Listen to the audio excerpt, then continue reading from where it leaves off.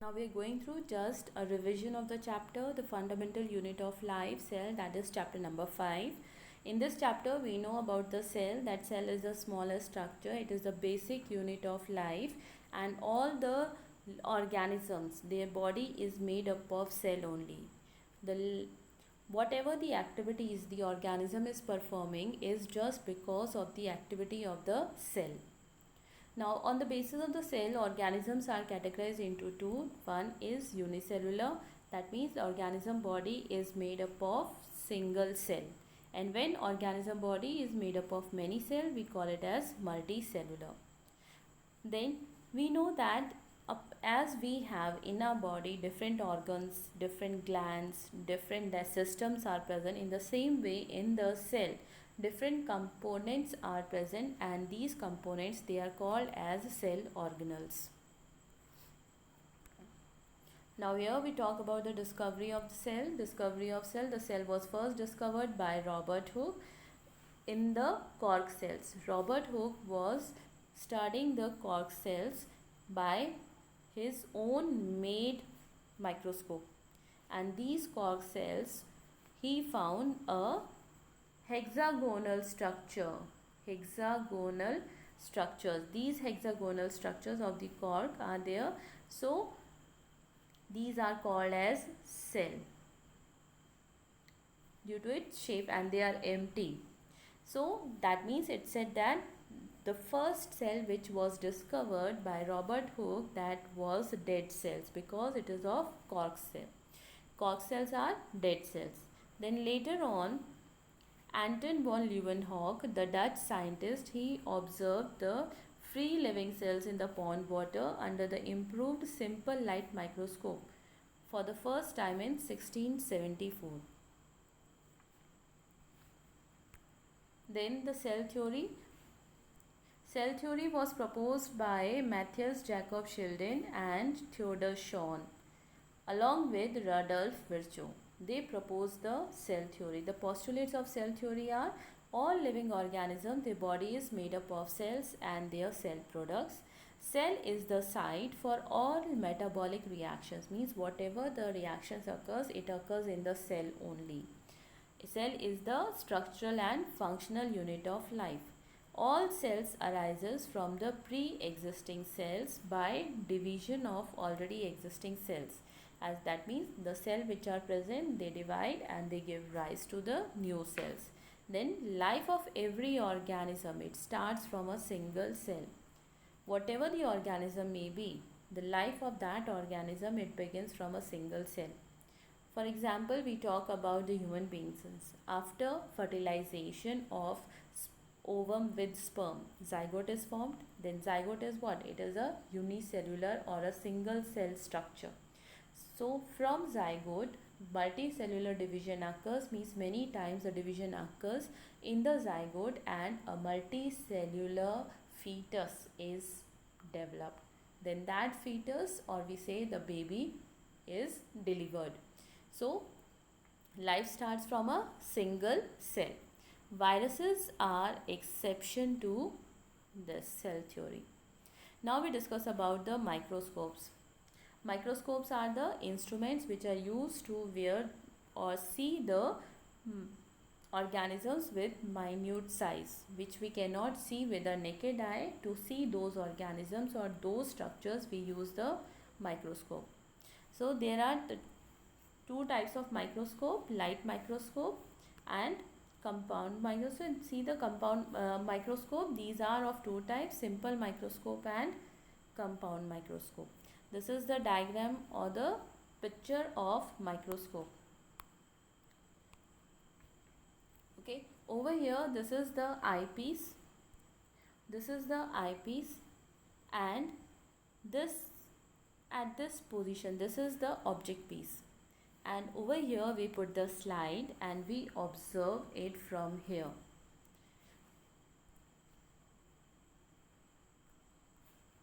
Now next is unicellular organisms, because the organism which body is made up of single cell, we call it as unicellular or single cell organism. For example, bacteria, yeast and amoeba. And the organisms, their body made up of more than one cell or several cells. We call it as multicellular organisms. For example, plants, animals, and human beings. Now we just look a brief look about the differences between the unicellular and multicellular organisms. That unicellular organism body made up of single cell, multicellular, many cells. The size of unicellular organism is very small, multicellular organism size is large.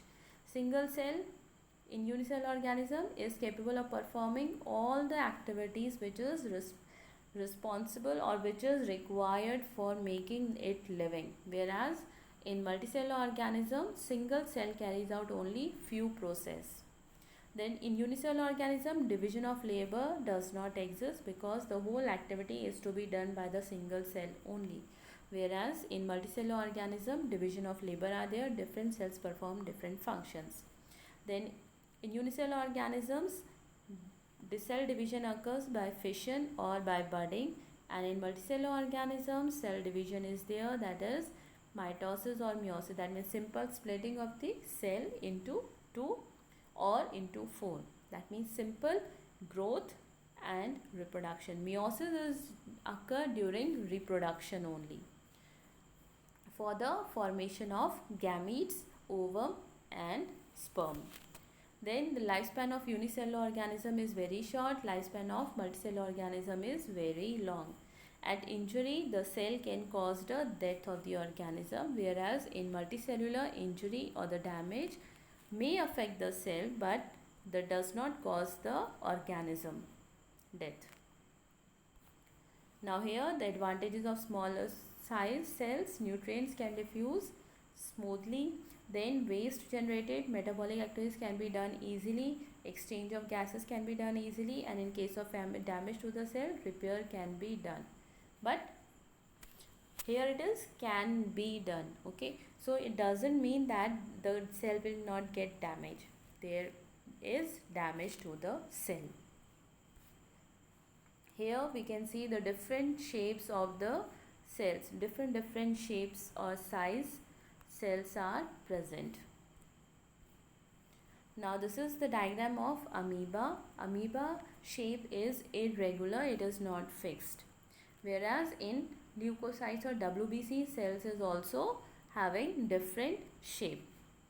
Now what is the relation between the shape of the cells and the function? So the nerve cells, they are long in size because they have to conduct or transfer nerve impulses from brain to the different body parts. WBC, their cell shape is amoeboid, that means irregular, because they have to move from very thin blood vessels. Human blood red cells, RBCs, they are circular and biconcave because they have to transport oxygen. In plant, guard cells of stomata are there. They are bean shaped because they have to open and close for exchange of gases. Next is division of labor. Different cell structures are present inside the cell to perform different functions, like mitochondria is there, Golgi body is there, lysosomes, ribosomes, vacuoles. Different cell organelles are present which perform different functions to make the cell a living. Now before we study about the different cell organelles, we will study about the different types of cells. The two types of cells are there. One is the prokaryotic and the other one is the eukaryotic. Prokaryotic cells are the primitive cells. They are primitive, that means the first formed cells which are present on the earth. The example of prokaryotic cell is bacteria, blue-green algae, and these bacteria or blue-green algae, or we call it as prokaryotic cell. The diagram is over here. In this, the nucleus is not confined. Here the nucleus is absent and the content of the nucleus is spread in the cell cytoplasm. Next we talk about the eukaryotic cell. Eukaryotic cell is well developed cell and is called as advanced cell because in this the nucleus is present.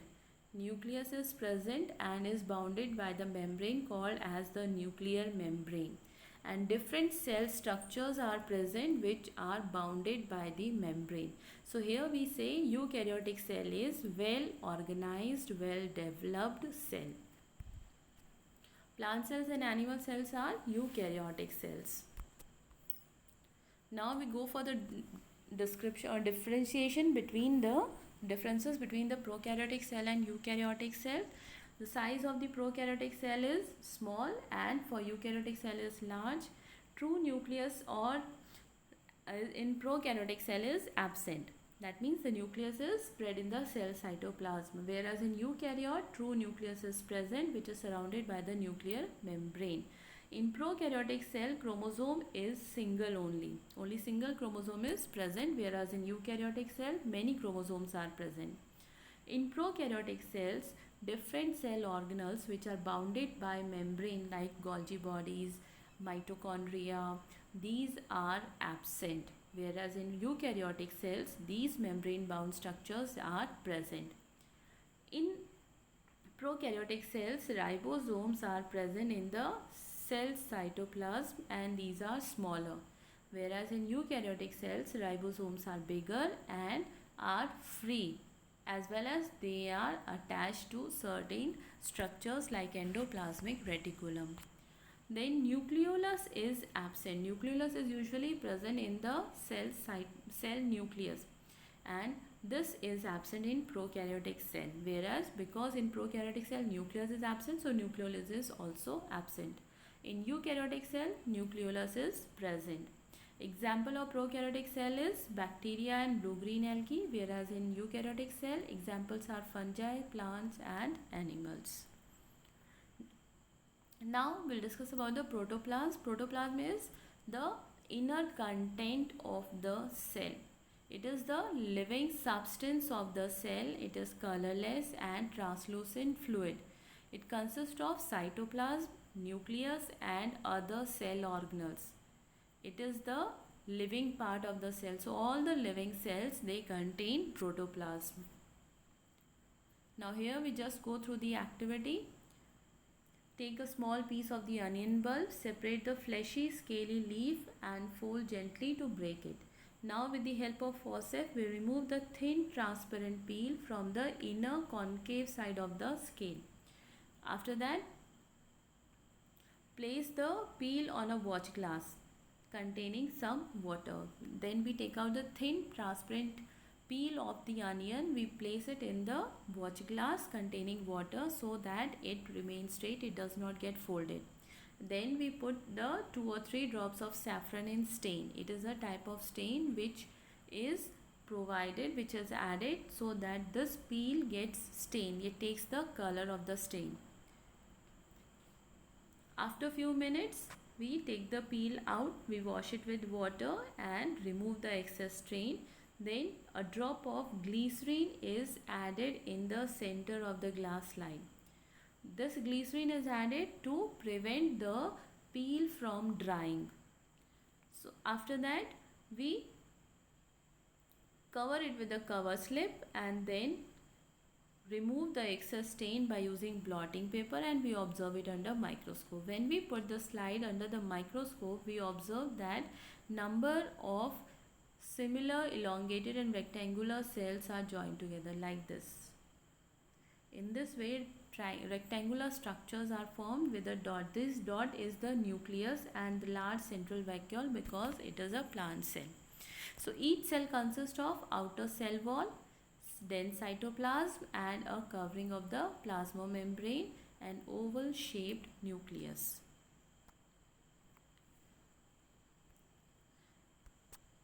Now this is the structure of a cell: Golgi apparatus, cell membrane, mitochondria, ribosomes, chloroplast, nucleolus, nucleus, vacuole, cytoplasm, cell wall, endoplasmic reticulum. These structures are present in a cell. And when we say this chloroplast is present, so we say that this cell is a plant cell.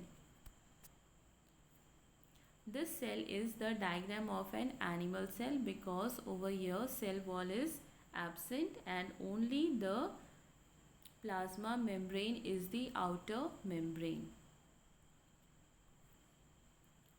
Now we'll discuss about the plasma membrane. This is the outermost covering of the cell that separate the content of the cell from its external environment. Plasma membrane, it allows the entry and exit of some material. It does not allow the entry or exit of all the substances. Only selected substances are allowed to enter inside the cell and to go out of the cell through the plasma membrane. That's why it is called as selectively permeable membrane. Then how does the movement of the substances takes place into the cell? How does the substances move out of the cell? So these substances, some substances like carbon dioxide, oxygen, they move in or out of the cell membranes through a simple process, that is diffusion. It is the process which occurs, or we say the gases exchange occurs from higher concentration to the lower concentration. Then something similar to this happens in the cells. For example, some substances like carbon dioxide, which is cellular waste, because cell after respiration carbon dioxide is released, so this is a waste product of the cell, so it is released out. So accumulates in high concentration in the cell. When cell is respiring, then the concentration of carbon dioxide is increased in the cell. In the cell's external environment, carbon dioxide is concentration is low. So when this difference of concentration increases inside the cell, then what will happen? The gases or the carbon dioxide, it moves out of the cell, that is from the region of high concentration to the region of low concentration. Similarly, when oxygen enters the cell by the process of diffusion, because outside the environment, in the environment oxygen concentration is more and inside the cell concentration of oxygen is less. So from outer side to inner side, oxygen enters inside the cell, and this is the simple diffusion process from higher concentration to lower concentration. So therefore we say that diffusion plays an important role in the gaseous exchange. Now diffusion of gases in the cell occurs. See the diffusion outside the cell, how a cell membrane allow the entry and exit of the carbon dioxide and oxygen. Here we can see the diagram. When the concentration of oxygen is less and carbon dioxide concentration is more, then through diffusion carbon dioxide moves from higher concentration to lower concentration, and oxygen concentration is more in the outside environment, so oxygen enters inside from higher concentration to lower concentration.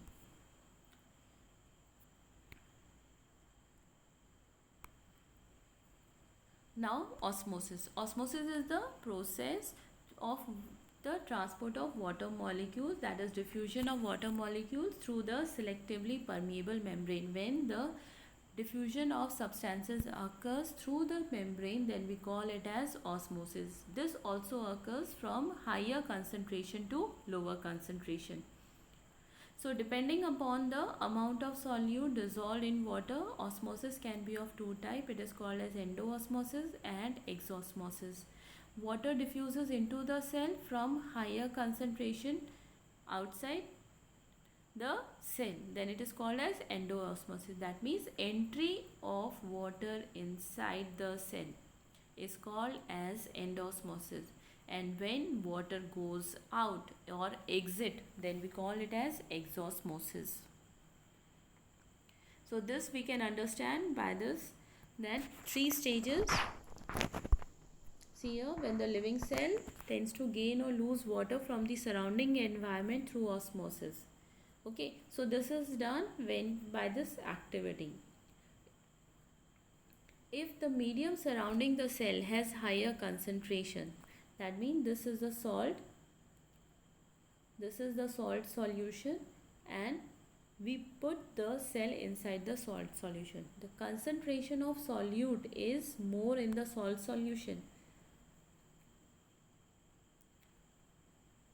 So here, see over here, if the medium surrounding the cell has higher concentration of water, okay, so here this medium, this is the medium, this is the solution, it's have higher concentration of water, water is more in comparison to the cell.